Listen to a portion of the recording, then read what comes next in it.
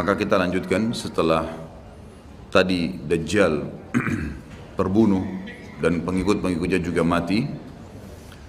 Akhirnya Nabi Isa alaihissalam menyebarkan keadilan di muka bumi dan keluarlah pada saat itu Ya'juj Ma'juj yang disebutkan dalam sebuah riwayat yang sahih. Kata Nabi SAW, Allah berfirman kepada Isa, wahai Isa, aku akan keluarkan hamba-hambaku yang kau tidak akan mampu untuk melawannya. Maka keluarlah Ya'juj Ma'juj dari dua gunung yang sedang dihimpit. Ada satu peneliti dari Mesir yang Allahu'alam, saya melihat buku beliau sangat bagus sebenarnya, sistematis, dan beliau tinjau lokasi sendiri, dan di situ ada beberapa bukti-bukti secara histori dan juga dihubungkan dengan dalil-dalil. Karena pernah ada sahabat yang menemukan tembok Ya'juj Ma'juj ini, ya. Maka dia pun melapor kepada Nabi SAW dan Nabi SAW membenarkan itu, membenarkan. Artinya tembok ini bukan sesuatu yang tersembunyi, kelihatan. Maka peneliti muslim dari Mesir ini mengatakan, dan saya punya bukunya, sudah ada terjemahan bahasa Indonesia, judulnya Ya'juj Ma'juj memang. Dia memastikan tembok itu sebenarnya adalah tembok Cina, yang berada di Cina sekarang dan memang menyambung antara dua gunung yang besar.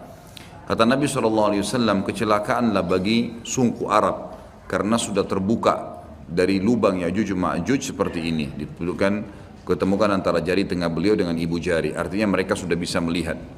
Dalam riwayat yang lain dikatakan bahwasanya Ya'juj Ma'juj setiap hari menggali gunung itu, berusaha untuk keluar. Tapi mereka pada saat tiba malam hari karena kecapean mereka istirahat, Allah Subhanahu wa taala tutup kembali gunung itu. Sehingga besok mereka memulai lagi dari awal.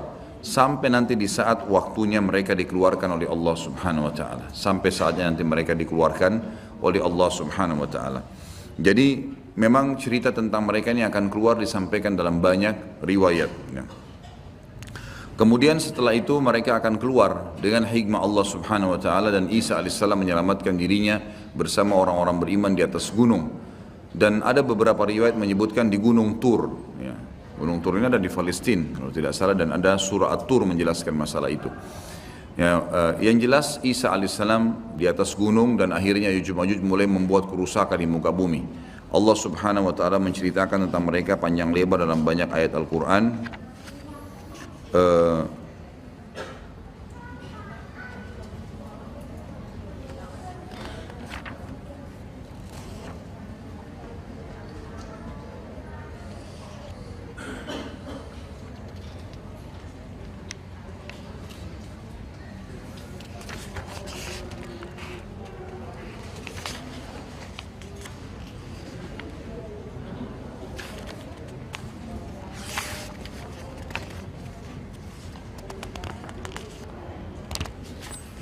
Ya.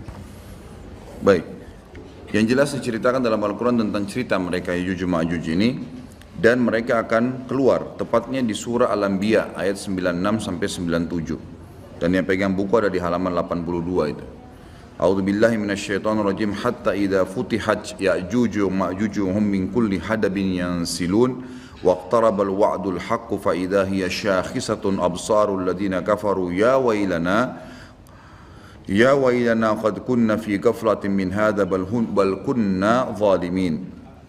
Hingga apabila dibukakan tembok Ya'juj Ma'juj dan mereka turun dengan cepat dari seluruh tempat yang tinggi, dan telah dekatlah kedatangan janji yang benar, maksudnya hari kebangkitan, maka tiba-tiba terbelalaklah mata orang-orang kafir. Mereka berkata, aduhai celakalah kami, sungguhnya kami dalam kelalaian tentang ini, bahkan kami orang-orang yang zalim. Kata para ulama tafsir, maksudnya adalah orang-orang kafir pun bingung. Dari mana nih manusia-manusia? Kenapa kok membunuh semuanya? Walaupun mengatakan kami mau jadi pengikut kalian, tetap dibunuh, tidak diterima. Dan Nabi SAW menyebutkan ciri-ciri mereka. Mereka memiliki rambut yang keriting, yang mata mereka, bola kelopak mata mereka besar dan mata mereka kecil. Kemudian mereka memiliki kulit yang mendekati kekuning-kuningan, ya, kekuning-kuningan.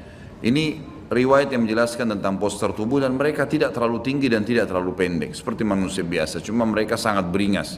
Dan mereka pada saat menemui siapapun mereka membunuhnya, termasuk dalam riwayat dikatakan mereka akan memakan ular, kalajengking, semuanya akan dimakan. Dan mereka membunuh semua yang ditemui, termasuk pada saat mereka sudah membunuh orang-orang yang ditemui, hewan-hewan, semuanya dibunuh, diberantas di muka bumi ini. Maka mereka pun akhirnya mengangkat anak-anak panah mereka mengarah ke langit. Lalu dengan fitnah, Allah SWT berikan fitnah, jatuhlah anak-anak panah tersebut dengan berlumuran darah. Maka mereka mengatakan dalam riwayat Bukhari, qatalna man fil ardi wa qatalna man fis sama. Kami telah membunuh semua yang di bumi dan telah membunuh semua yang di langit.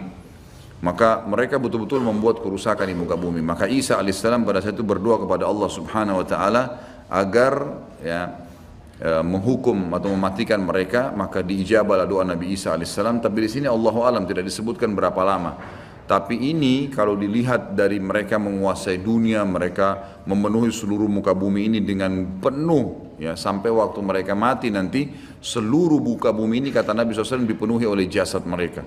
Berarti penuh luar biasa, jumlahnya banyak. Ini tidak akan memakan waktu 1 tahun 2 tahun ini, gitu. Ini akan bisa belasan mungkin puluhan tahun, Allahu alam, gitu. Sampai akhirnya mereka sudah tidak ada yang bisa menampung lagi. Maka Isa alaihissalam berdoa kepada Allah Subhanahu wa taala agar Allah mematikan mereka, dan akhirnya Allah Subhanahu wa taala mengeluarkan memberikan kepada mereka hama. Sebagian riwayat menjelaskan seperti serangga kecil yang keluar dari leher mereka, yang akhirnya membuat mereka mati semua serentak dengan satu kali mati. Semuanya tiba-tiba jatuh dan mati, dan jenazah mereka memenuhi muka bumi ini. Lalu Isa alaihissalam mengutus 4 orang dari pasukan terbaiknya Isa alaihissalam untuk turun dari gunung untuk memeriksa. Dan kata Nabi SAW, mereka lah penunggang-penunggang kuda terbaik pada saat itu. Dan kalau kalian ingin, saya akan menceritakan kepada kalian tentang warna kudanya, tentang warna baju mereka. Karena Nabi SAW diperlihatkan tentang 4 orang itu. Kemudian mereka pun keliling dan mereka menemukan ternyata Ya'juj semua sudah mati, dan mereka melapor kepada Isa alaihissalam. Maka Isa pun berdoa kepada Allah agar dihilangkan jenazah itu, dihilangkan mereka. Lalu datanglah burung-burung dari arah barat yang memiliki leher-leher yang panjang seperti unta, lalu mencengkeram mereka, lalu membawa mereka ke arah lautan. Setelah itu Allah Azza wa Jalla menurunkan hujan yang lebat sehingga membersihkan muka bumi ini jadi bersih. Baik, setelah itu ada riwayat yang disebutkan oleh Syekh Abu Bakar di sini, sebuah riwayat yang cukup panjang. Ini hadis diriwayatkan oleh Imam Muslim nomor 2940. Dan ini saya akan bacakan sebentar lagi.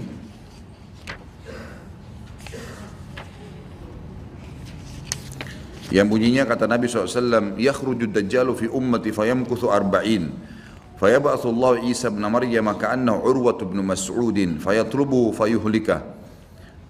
ثم يمكث الناس 7 سنين ليس بين اثنين عداوة ثم يرسل الله ريحا باردة من قبل الشام فلا يبقى على وجه الأرض من في قلبه مثقال ذرة من خير أو إيمان إلا قبضته حتى لو أن أحدكم دخل في كبد جبل لدخلته عليه حتى تقبضه فيبقى شرار الناس في خفة الطير وأحلام السباع لا يعرفون معروفا ولا ينكرون منكرا ويتمثل لهم الشيطان فيقول ألا تستجيبون فيقولون فماذا تأمرنا فيأمرهم بعبادة الأوثان وهم في ذلك دار رزقهم حسن عيشهم ثم ينفخ في الصور فلا يسمعه أحد إلا أصغى ليتا ورفع ليتا وأول من يسمعه رجل يلوط حوض إبله قال فيسعق ويسعق الناس ثم ينزل الله مطرا كأنه الطل فتنبت منه أجساد الناس ثم ينفخ فيه أخرى فإذا هم قيام ينظرون ثم يقال يا أيها الناس هلم إلى ربكم وقفوهم إنهم مسؤولون sebagaimana ayat jelaskan itu ثم يقال أخرجوا بعث النار فيقال من كم فيقال من كل 1999 فذلك يوم يجعل الولدان شيبا وذلك يوم يكشف عن ساق. Artinya Dajjal akan keluar di tengah-tengah umatku dan ia akan tinggal selama 40. Ini tadi sudah saya jelaskan, sekitar ada yang mengatakan 40 tahun, ada yang mengatakan 40, tapi riwayat lain menjelaskan 40 hari, tapi hari pertamanya setahun, hari keduanya sebulan, hari ketiganya sepekan dan sisa harinya seperti hari-hari kalian. Lalu Allah membangkitkan Isa putra Maryam, ia mirip sekali dengan Urwah bin Mas'ud, ada sahabat Nabi. Maka Isa mencari Dajjal dan kemudian membunuhnya. Setelah itu manusia tinggal selama 7 tahun tanpa ada permusuhan di antara mereka. Kemudian Allah meniupkan angin dingin dari arah negeri Syam. Nah ini saya ingin jelaskan. Jadi pada saat terjadi Isa alaihissalam sudah membunuh Dajjal dan terjadi keadilan di muka bumi, kata ulama hadis, makna hadis ini adalah setelah itu Isa alaihissalam berjalan. Ada riwayat menjelaskan Isa menyebarkan, berhukum selama 40 tahun. Lalu Isa alaihissalam menjadi hakim sampai Isa alaihissalam meninggal dunia. Pada saat Isa alaihissalam meninggal dunia, maka terjadilah tanda-tanda kiamat yang lain, yang tadi, ini kan yang sudah saya sebutkan urutannya. Setelah Isa alaihissalam meninggal, Ya'juj Ma'juj juga sudah mati, maka mulailah keluar dabbah, manusia sudah mulai lalai kembali. Kemudian keluarlah hewan melata mengingatkan, kemudian keluar kabut seluruh muka bumi, kemudian terjadi longsor, gitu kan. Kemudian keluar api dari wilayah Aden, lalu kemudian terbitlah matahari dari barat itu. Namun ada satu dari hadis ini disebutkan, pada saat terbit matahari dari barat, di sini ada kejadian lain yang ulama sebagian masukkan ke tanda-tanda hari kiamat, sebagiannya mengatakan ini bukan, cuman pelengkap. Tapi anggap kita masukkan tanda-tanda hari kiamat sehingga ini yang nomor 12. Setelah matahari terbit dari barat, yang kata Nabi SAW, pada saat itu tidak akan lagi berguna jiwa yang meminta taubat. Dalam riwayat Bukhari dikatakan, taubat akan diterima oleh Allah selama matahari belum terbit dari barat. Kata Nabi SAW dalam hadis yang saya bacakan riwayat Muslim, setelah itu manusia tinggal selama 7 tahun tanpa ada permusuhan di antara mereka. Yang dimaksud di sini adalah mereka setelah kejadian-kejadian besar, Isa alaihissalam mati, setelah 40 tahun buat keadilan, setelah Isa alaihissalam mati ada 7 tahun setelah itu lagi tambahan jadi 47 tahun. Tapi setelah Isa meninggal 7 tahun tidak ada permusuhan di antara manusia. Kemudian Allah meniupkan angin dingin dari arah negeri Syam. Nah ini arah angin dingin, ini adalah terjadi setelah terbitnya matahari dari barat. Maka tidak seorang pun di muka bumi ini yang di dalam hatinya masih ada kebaikan atau iman, melainkan pasti angin itu merenggut nyawanya. Hingga sekiranya ada seseorang di antara kalian yang bersembunyi di rongga gunung sekalipun, niscaya angin itu akan masuk dan merenggut nyawanya. Maka yang tersisa adalah manusia-manusia jahat yang tangkas bagaikan tangkasnya burung dan binatang buas. Mereka tidak mengenal kebaikan dan tidak mengingkari kemungkaran. Jadi setelah terjadi semua tanda-tanda kiamat besar itu, gitu kan, maka orang-orang beriman dimatikan oleh Allah Subhanahu wa taala dengan cara ditiupkan angin dingin dari arah negeri Syam. Seluruh muka bumi orang beriman habis, gitu kan. Pada saat orang beriman ini habis, dan sudah ada orang-orang yang tadi saya bilang mulai membangkang setelah Nabi Isa alaihissalam meninggal, itu kan, dan dabbah hewan melata yang keluar itu membawa cap. Dalam hadis Bukhari dicaplah orang-orang yang beriman dan orang kafir. Berarti sudah ada orang-orang yang kafir pada saat itu. Maka matilah semua orang-orang yang beriman. Tertinggallah orang-orang yang seperti tangkasnya tadi binatang burung dan binatang-binatang buas. Mereka tidak mengenal kebaikan, apa yang Allah perintahkan, dan juga tidak mengingkari kemungkaran. Lalu syaitan datang kepada mereka berbentuk manusia seraya berkata, apakah kalian mau memenuhi ajakanku? Mereka berkata, apa yang kamu perintahkan kepada kami? Lalu syaitan menyuruh mereka menyembah berhala. Di sini sebagian ulama hadis mengatakan syaitan memperindah dengan istilah seni dan seterusnya, kemudian patung-patung itu mulai menghiasi seluruh muka bumi ini. Jadi mereka sembah. Lalu syaitan menyuruh mereka menyembah berhala, padahal harta kekayaan mereka melimpah ruah pada saat itu, dan kehidupan mereka semuanya sejahtera.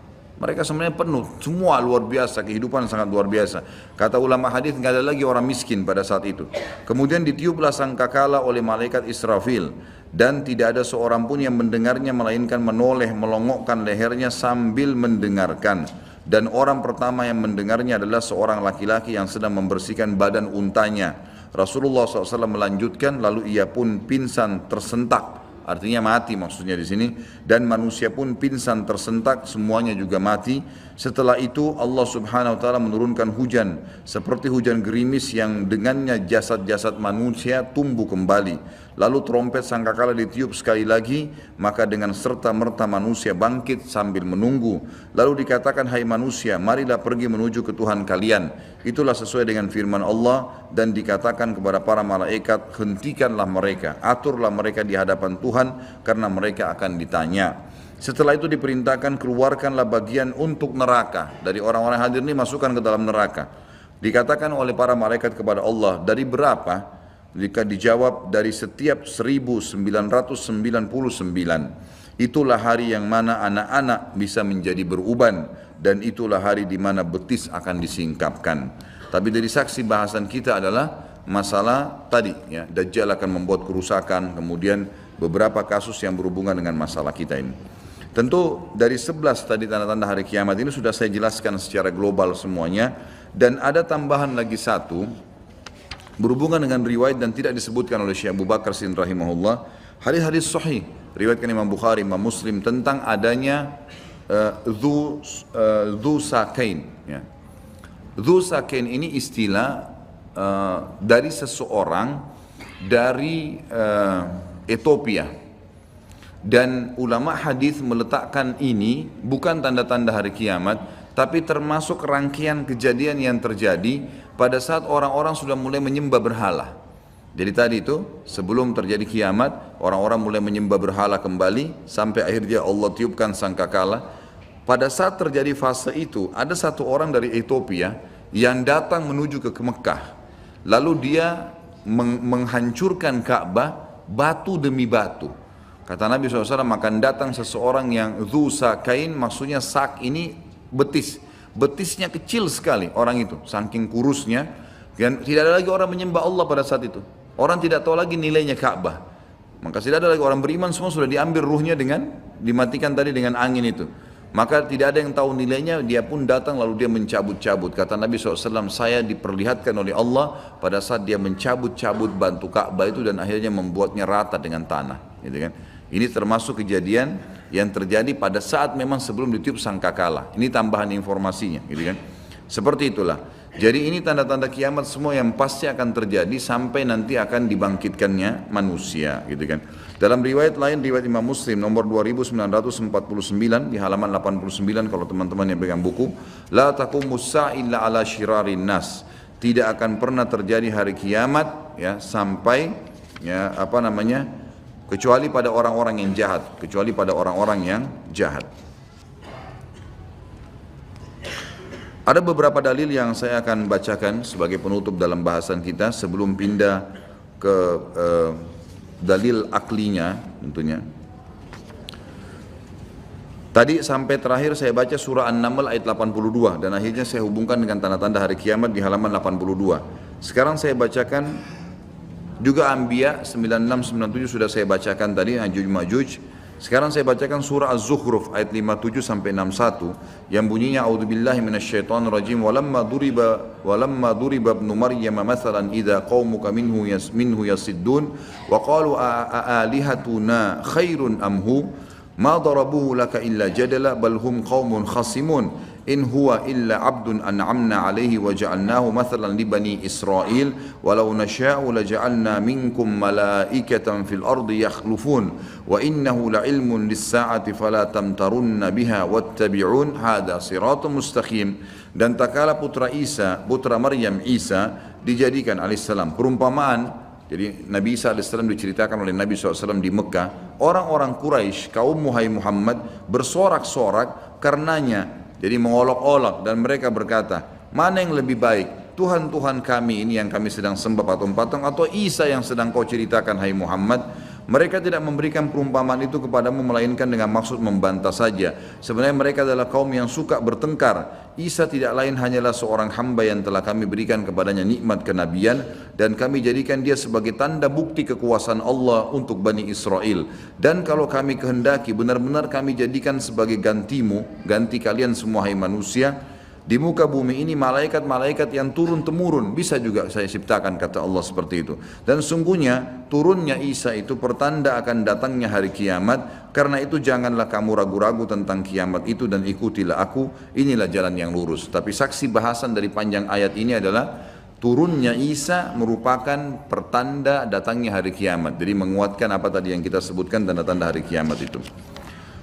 Kemudian surah Az-Zumar diangkat oleh beliau ayat 68 sampai 70 yang bunyinya A'udzubillahi minasyaitonirrajim wa nufikha fis suri fa sa'ika man fis samawati wa man fil ardi illa man sya'allah thumma nufikha fihi ukhra fa idahum qiyamun yanzurun wa asyraqatil ardu binuri rabbiha wa wudi'al kitabu wa ji'a bin nabiyyina wasyuhada وجيء بالنبيين والشهداء وقضي بينهم بالحق وهم لا يظلمون ووفيت كل نفس ما عملت وهو أعلم بما يفعلون. Yang artinya dan ditiupkan sangkakala, maka matilah siapa yang di langit, siapapun di langit dan siapapun di bumi kecuali siapa yang dikehendaki oleh Allah. Ulama tafsir mengatakan yang tidak masuk dalam meninggal pada saat itu adalah Jibril, Mikail dan Israfil. Jibril pimpinan malaikat, Mikail wakil dan Israfil peniup sangkakala. Kemudian termasuk pemikul arsy Allah yang 8 malaikat yang sudah pernah kita jelaskan pada saat menjelaskan masalah iman kepada malaikat. Kemudian juga masuk dalamnya semua bidadari dan bidadara yang ada di surga, pelayan-pelayan di surga itu juga tidak masuk atau masuk dalam firman Allah kecuali siapa yang Allah kehendaki. Tapi semua manusia, semua jin, semua hewan, tumbuh-tumbuhan ini semua akan hancur. Kemudian ditiup sangkakala itu sekali lagi, maka tiba-tiba mereka berdiri menunggu putusan masing-masing dan terang benderanglah bumi atau padang mahsyar dengan cahaya keadilan Rabb-Nya dan diberikanlah buku perhitungan perbuatan masing-masing dan didatangkanlah para nabi dan saksi-saksi dan diberi keputusan antara mereka dengan adil sedang mereka tidak dirugikan dan disempurnakanlah bagi mereka disempurnakan bagi tiap-tiap jiwa balasan apa yang telah dikerjakannya dan Dia Allah lebih mengetahui apa yang mereka kerjakan. Tentu ini menceritakan tentang masalah ditiupnya sangkakala tadi yang pada saat selesai semua tanda-tanda kiamat besar ditiup sangkakala, itu saksi bahasan kita.